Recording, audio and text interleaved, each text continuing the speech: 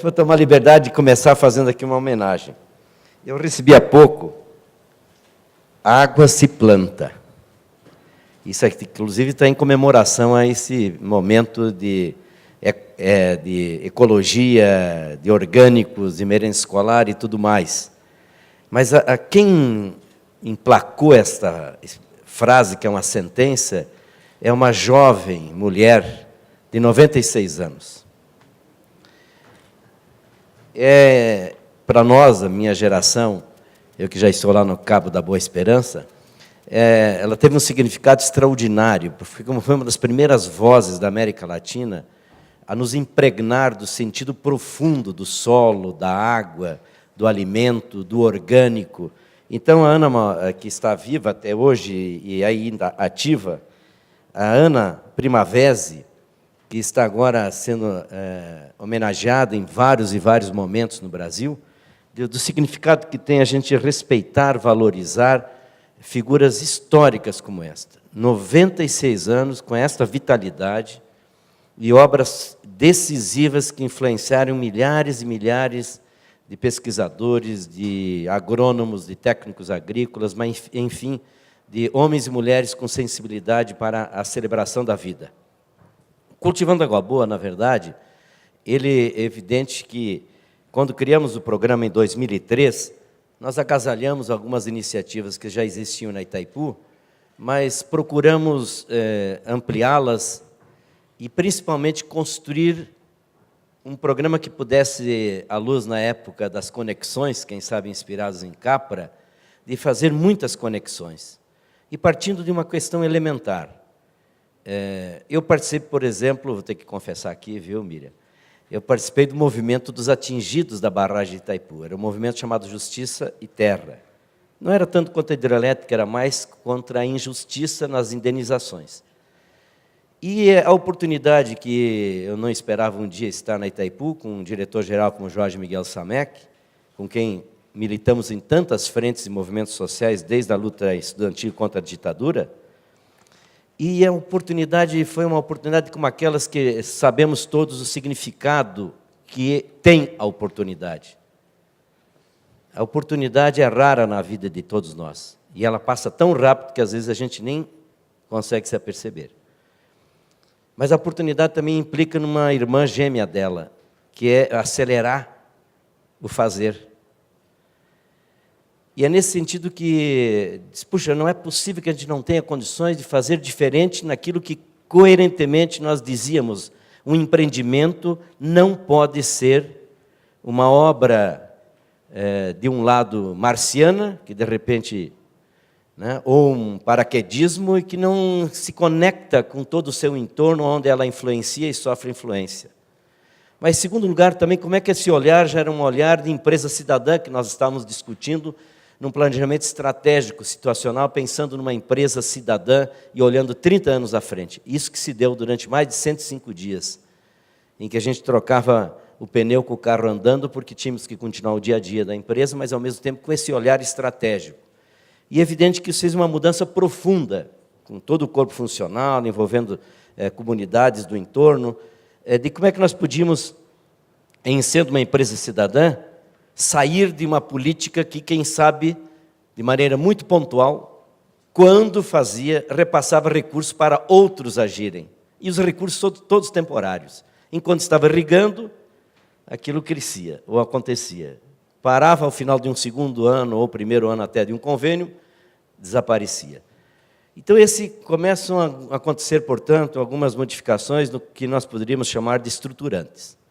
E aí conectamos também com as mudanças climáticas. Nós conseguimos colocar na missão da Itaipu Binacional em 2003, nesse processo de pesquisa, de um planejamento estratégico situacional, aplicando essa metodologia fantástica do PES, em que você não contrata alguém para discutir e fazer o planejamento estratégico, você faz um processo animador, profundo. Quero começar a dizer que pedagogia, mais do que metodologia, puder dizer, para ser menos cartesiano, é decisivo para tudo, na nossa opinião.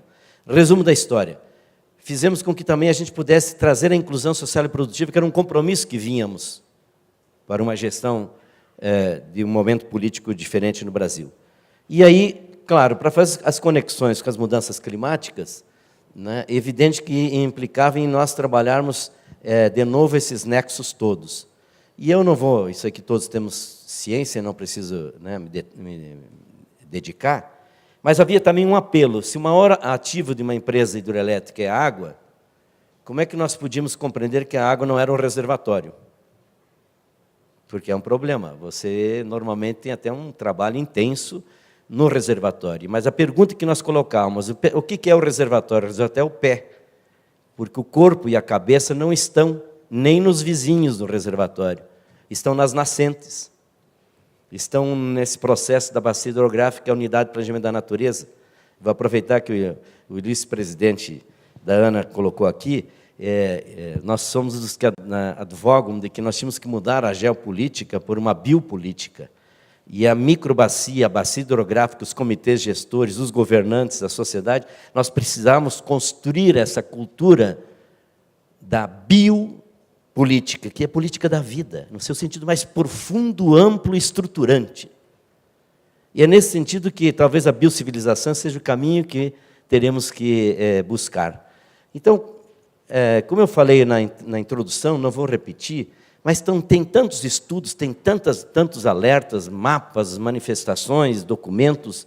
Então, eu diria assim, eu estou pegando um pouco de São Paulo, porque casualmente estamos aqui, mas é interessante como é que essa contradição de regiões da própria cidade, ou da grande São Paulo, como é que essas questões de microclimas, de etc., de como é que se dá tudo isso, mas como é que quando nós estivemos, num tempo atrás, por exemplo, num evento que estava exatamente num hotel, em alguns municípios cujo PIB tem quase 20% do turismo, e o hotel onde nós estávamos estava a 300 metros do que seria o reservatório, enfim, daquela barragem, enfim, e aí eu pergunto para um outro detalhe. A nossa civilização é uma civilização tão, eu diria assim, envolvida na insensatez, que, ao mesmo tempo, ninguém está querendo conversar e discutir o que está sendo incorporado, por exemplo, nas nossas exportações, como também todos os países exportadores se repete, são 112 trilhões de litros de água por ano, 45 milhões de piscinas olímpicas que vão com os produtos que exportamos. E, de repente, a gente compra aqui em São Paulo, lá em Foz do Iguaçu, um peixe que vem da China com 30% de água. E a China precisando de água também, é um negócio de uma insensatez absoluta. Então, é uma crise civilizatória, sem dúvida nenhuma, não é uma crise ambiental. Não é, meu ilustre secretário Rodrigo? Né? Ela é mais profunda. Ela é muito profunda. Até porque nós construímos toda uma cultura absolutamente doentia do consumismo. 70% da propaganda na televisão é para comprar o que você não precisa, e com dinheiro que não tem. O nosso ex-presidente, essa figura fantástica que a América Latina está apresentando para o mundo, que é o Mojica, recentemente, numa palestra que nós participamos, ele foi de uma felicidade que ele disse, é incrível que a nossa sociedade consegue ser uma sociedade das prestações. A pessoa passa o ano inteiro, a vida inteira pagando prestação. Ela não paga com moeda, ela paga com a vida. 10 anos de prestação. 10 prestações para um tênis, que 6 meses depois tem outro, e dá bullying na escola porque o coleguinha está com outro tipo e ele não entra mais naquela tribo urbana. Do ter campeoníssimos em cirurgias plásticas, em quem? Nas adolescentes. Porque a gente cria padrões de beleza que tem que ser daquele tipo. É um padrão de beleza, é monocultura da mente, é monocultura do coração, é monocultura de tudo. E aí é monocultura, inclusive, da beleza. Mas também a monocultura, que é lamentável, da alimentação. A McDonaldização é a maior consagração da estupidez gastronômica universal. E faz mal, não tem sabor e não tem saber, e ainda a gente leva a criancinha no domingo para comer porque tem um presentinho. E aí a gente não quer perguntar por que, pela primeira vez na história da raça humana, crianças estão com doenças que eram só dos adultos. Por quê? Ora, se eu pudesse continuar, não é? E dizia outro dia o Leonardo Boff, num evento que nós fizemos, chegamos a 3.400 participantes em processo que seguidamente nós fazemos de avivar valores, conceitos, na bacia onde estamos trabalhando, eram preparatórios ao Curtindo Água Boa desse ano. ele dizia, interessante, nós devemos ter mais ou menos umas 200 academias por biblioteca por município. Sem comentário. Então, o nosso pé pisa fundo no acelerador, nós estamos indo na direção do abismo. A sensatez diz assim, se eu estou indo na direção do abismo, eu vou de rumo. É isso que nós estamos fazendo com esses cuidadores que estão aqui hoje. Aqui são cuidadores. Quem se envolve começa a adotar uma postura cidadã planetária, além da cidadania individual, a coletiva, e começa a ser cada vez mais cuidador. E ser cuidador implica, evidentemente, um cenário em que pede uma nova ética. E aí eu não vou entrar em detalhes, porque não vamos trazer aqui, trabalhar conceitos, né? Esse é o objetivo, senão a Miriam me puxa a orelha, que eu não entrei diretamente no Cultivando Água Boa. Mas por quê? Porque se a gente não compreender os limites e a potencialidade da natureza, nós não vamos compreender o painel anterior. Lembra? Você colocava claramente o potencial que tem a natureza. Mas ela tem limites extraordinários. A gente acha que o crescimento é infinito e a produção é ilimitada. E a natureza dizendo todo dia, parem, não aguento mais. Parem, não aguento mais. E como é a primeira vez na história da humanidade a crise é planetária, não é uma crise localizada, não é uma gripe espanhola, morreram 34 milhões, mas eram localizadas as mortes, enfim, da própria crise. Né? A peste da Idade Média, também localizada. Nós estamos falando da maior crise porque não tem um lugar do planeta que não tem sinalização quase cotidiana da gravidade da crise. Mas se a gente não entender a complexidade, muita gente fala que o programa Cultivando Água Boa é difícil de fazer. Não, não é difícil, ele é tão simples que... Por que ele é simples? Tem que envolver as pessoas, os corações e as mentes. Pô. É tão simples. Agora é complexo. Porque a abordagem sistêmica, com 250 anos de visão, né, de que a natureza apenas é um baú cheio de tesouros. Quem que escreveu isso? A ciência tem que fazer com a natureza o que o Santo Ofício fazia com seus infiéis. Torturá-la para tirar o último dos seus segredos, Francis Bacon. A sua genialidade tem que ser festejada, mas estamos falando de quanto tempo? Essa abordagem sistêmica é complicada, porque está tudo dividido em feudos, pequenas igrejinhas. Eu fui secretário de Estado com 29 anos, da área de meio ambiente, saneamento, energia, habitação popular, e tudo era uma só. Hoje tem 5 secretarias. Gente, era um Deus nos acuda. De repente me caiu a ficha que toda terça-feira eu tinha que fazer uma reunião sem pauta para ver se conseguia entrosar os diretores das empresas. Porque um se negava a colocar água porque tinha briga com o presidente da companhia de habitação. Aí quase que inauguramos um conjunto sem água. E além dos ciúmes, inclusive projetos eleitorais pautando. Então, uma nova aliança natureza, nesse momento, inclusive está acontecendo lá na região nossa, nós estamos fazendo esses seminários também que envolvem muito cultura e sustentabilidade, porque, na verdade, se a gente não compreender que vamos ter que construir uma nova aliança, cultura-natureza, a cultura do consumismo, a cultura da aparência, a cultura de que a natureza é um baú cheio de tesouros, a gente tira tudo que puder, todos esses componentes dessa cultura estão ligados também à cultura do estilo de vida.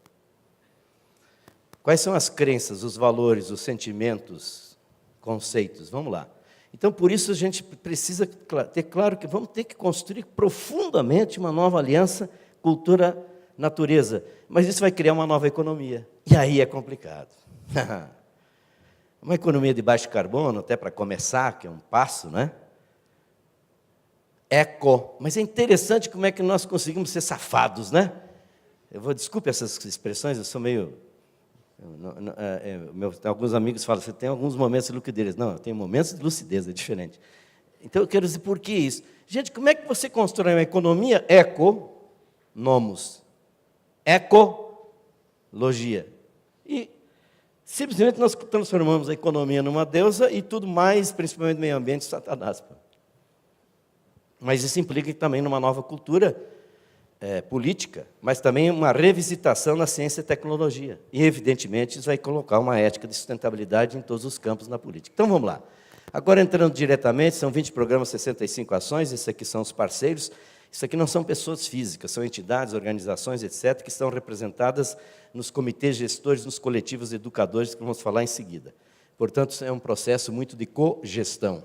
Mas evidentemente que depois que começamos com as conexões, chegamos à conclusão, pelo que estava acontecendo em vários lugares, que nós tínhamos que trabalhar mais os nexos, que está tudo interconectado. Então, como é que o nexo água, energia, água, meio ambiente, energia, água, meio ambiente, alimento, mas aqui num país como o nosso e os países em desenvolvimento e subdesenvolvido, muito se pode fazer nesse campo com inclusão social e produtiva, educação e cultura para a sustentabilidade, essa compreensão clara da cidadania individual e coletiva, o protagonismo e uma governança inovadora. Eu acho que de que se colocou aqui, eu quero insistir um pouco, mas no caminho, da profundidade de a gente compreender o que seria, o que disse aqui o presidente Ana ao final, radicalização da democracia, ou como alguns vêm defendendo, né, que é a democracia de alta intensidade, que o nosso português, Boaventura, fala tão claramente sobre isso. Então, em outras palavras, agora isso tudo passa para aquilo que a Miriam disse no início aqui, é uma responsabilidade compartilhada, quer dizer, o lixo nosso de cada dia não é produzido por marcianos. E essa destinação, para ser adequada, também tem que ter um nexo muito forte com a prefeitura, a empresa que faz recolhimento, etc., etc., porque senão coloca tudo, que nem aconteceu no município. Nós estávamos tentando trabalhar profundamente por bairros, até fazer a questão da separação. Começou bem, 2 meses depois, a coleta era o seguinte, você via como é que eles pegavam separado e jogavam tudo no mesmo caminhão. Então, virou um descrédito imediato. Em outras palavras, essa questão muito intensa. Por exemplo, nas empresas públicas e privadas. Só para citar um exemplo. Quantas empresas hoje temos no Brasil que realmente estão interessadas em compreender a gestão da água dentro da empresa e na sua cadeia de valor? Que essa é a grande questão que vem em seguida. É tão forte que nós já temos hoje belos exemplos de muitas empresas que estão olhando, inclusive, a cadeia de valor, mas muitos também estão trabalhando ainda o seu campo interno. E a cadeia de valor é um negócio fantástico, que tem de quase revolucionário, né? Eu sempre utilizo essa expressão aí da revolução, né, molecular, de como é que essas pequenas questões, iniciativas estão tomando volume. Mas, ao mesmo tempo, a questão das mudanças climáticas.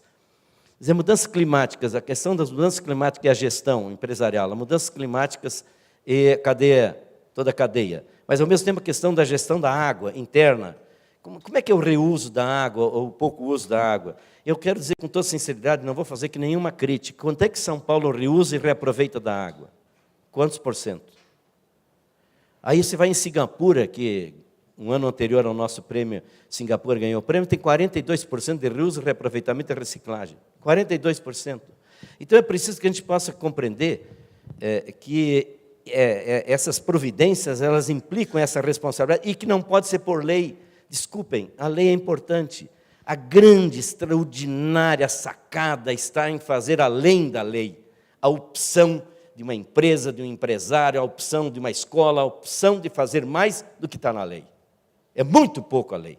Até porque a lei, muitas vezes, sabe como é que é criada, sabemos como é criada. Agora, uma coisa que eu queria deixar a todos aqui, até como estímulo, que era preciso fazer isso. Eu vou começar dizendo uma coisa que vocês não vão acreditar. O número de funcionários que tem a diretoria de coordenação hoje é a mesma que tínhamos em 2003.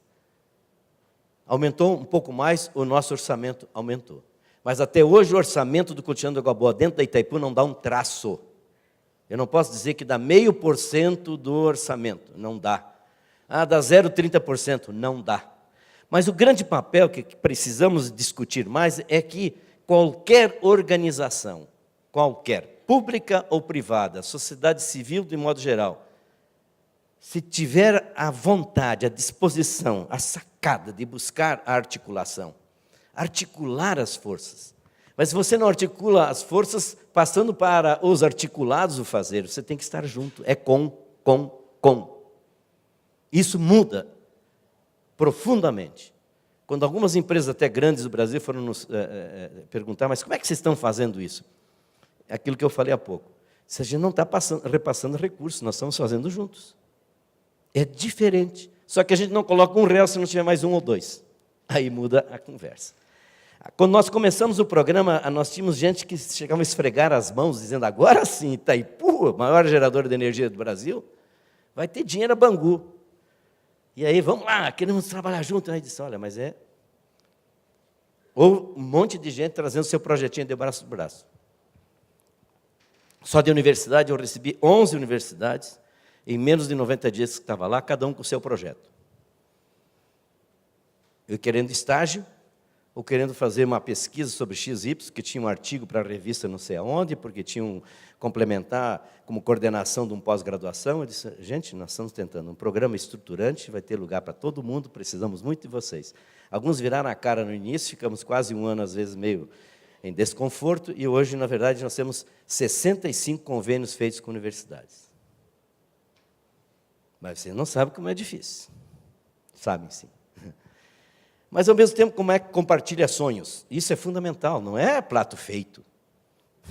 Prato feito ninguém aguenta mais. Até no self-service, até quando o garçom vem, se pergunta, tem mais um molinho aqui para colocar?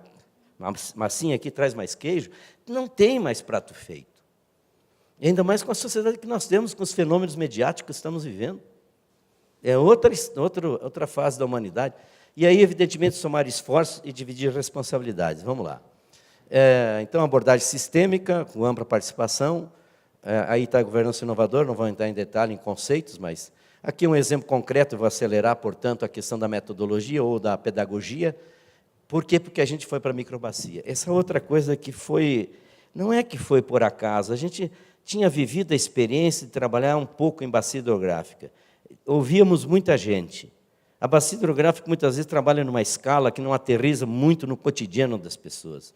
E, às vezes, tem até um plano que a linguagem hidrológica ou hidroilógica é tão grande que dificulta a acessibilidade das forças comunitárias, etc. Por isso, também a gente fez a opção com o mais microscópico de todos os territórios, que é a microbacia da subbacia, que é da bacia hidrográfica. E é evidente que nós começamos com 2 microbacias, mas desde o início, isso foi decisivo, ter feito a opção de não só não levar prato feito, mas gerar uma reflexão para a ação. Ecoou também entre nós sobre isso. Reflexão para a ação. Então, nós tínhamos animadores. Uma das coisas mais importantes que eu quero dizer, que agora eu posso confidenciar, viu, Paulino? É que a gente sempre buscava capacitar, fazer, etc. Mas, olha, nenhum curso de educação sem ação. Segundo, nós temos que ter orquestradores para orquestrar corações e mentes para agirem, e não professor de Deus. É bem diferente. Isso gera um pouco de conflito, né? Porque não é fácil. Então, sensibilização. Então, nós tiramos a palavra culpado. Nós estamos com 12 anos do programa Cristiano Guabon, não existe a palavra culpado. Porque se eu quero agregar forças, somar esforços, dividir responsabilidade, compartilhar sonhos, como é que começo apontando culpados? E 90% hoje das iniciativas começam apontando culpados. A segunda grande outra iniciativa é quem paga. Tem 2 coisas que arrebentam com qualquer proposta participativa. De onde é que vem o dinheiro? É a segunda palavra, depois da primeira, que nós queremos reunir para trabalhar alguma coisa. E a outra é, você é culpado. Cocô do porco que você produz está indo para o rio, está criando eutrofização. O lixo, não sei o quê. E vira o processo de apontar culpados. Nelton. Pois não. Mais 5 minutos, tá? Só isso? Vamos lá.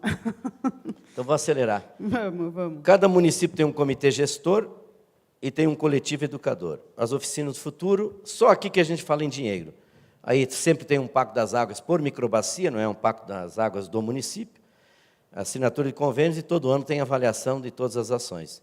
Eu não vou entrar em detalhes aqui, isso aqui é fundamental para nós, estamos falando de 338 oficinas do futuro, Muro das Lamentações, lá com as comunidades, sejam urbanas ou rurais. Muro das Lamentações, nós não falamos, estimulamos para as pessoas abrirem os seus corações. E cada lamento é anotado. É um varal de lamentos. Aqui a gente atinge a vitimologia que é própria do ser humano brasileiro campeoníssimo, que sempre acha que os outros são culpados, é um coitadinho, não faço nada. Mas quando se esgota os lamentos, vamos sonhar, árvore da esperança, cada sonho que é levantado é discutido, votado, cola na árvore da esperança, porque aí o sonho não é mais individual, mas quem apresentou o sonho tem o direito de colar. E aí vem o plano de trabalho, que é o caminho adiante, tudo é feito um grande pacto das águas, que agora eu acelero. Fique tranquilo, o Jusilei doou uma parte do tempo de... Não, mas a gente vai dividir com tranquilo. Agora, a gente já vai chegar agora. Já negociou aqui, isso. Fica tranquilo, né? Então, tá bom. Agora, um negócio interessante, o Pacto das Águas é quando vão ser assinados, todo o Pacto da Água tem um livreto, de tudo que foi feito até então, é o dia que todos vão assinar, desde o diretor de Itaipu, o município, o prefeito, o representante do governo do Estado, do governo federal, quem estiver, assinar. Só que tem um detalhe, e isso criou um problema no início. 2/3 do pacto não fala diretor de Itaipu, nem o prefeito, nem representante de governo, nenhuma autoridade de fora. Porque era o costume normal, canta o hino nacional, fala e tem um compromisso, tchau. Não. O último terço do pacto é que falam os de fora. A mística da água, a mística do fogo, a mística da terra, a mística do ar, a mística da paz é só com os atores locais. Eles ensaiam, fazem, é inacreditável. Isso vai criando um empoderamento, vai criando um processo mais coletivo e vai envolvendo o adulto, o pai, o avô, e aí tem todo um processo criativo que a gente só se surpreende quem trabalha com movimentos sociais. A criatividade dos movimentos é inacreditável.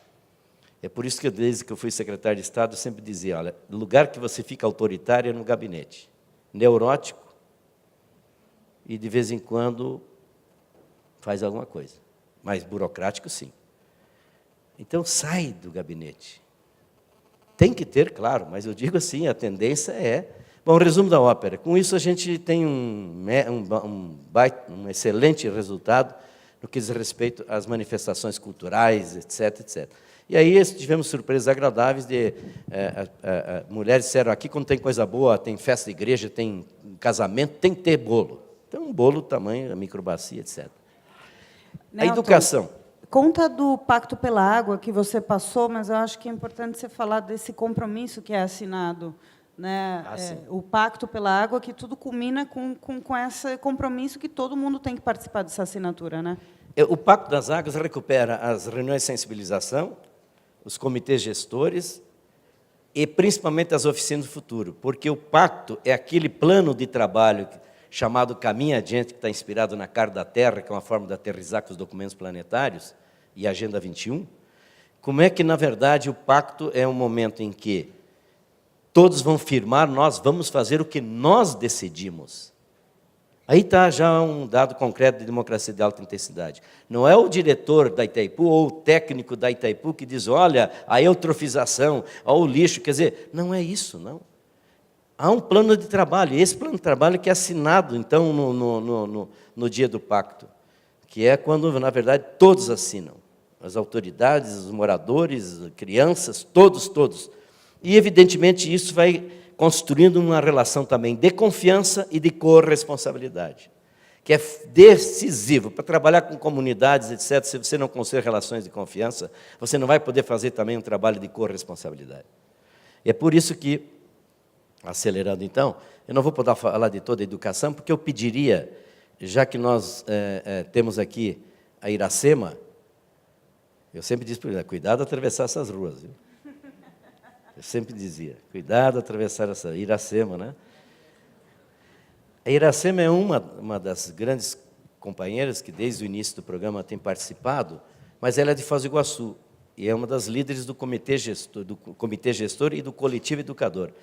Conta um pouco, eu queria que, por gentileza, o operador, Sidney, entraria então um pouco da educação, porque é muito importante que não é o diretor falando, é quem vive isso, e embora no principal município, o segundo dos dois maiores municípios, que é Foz do Iguaçu, mas como o que ela vai contar é o que acontece em 29 municípios com maior ou menor intensidade.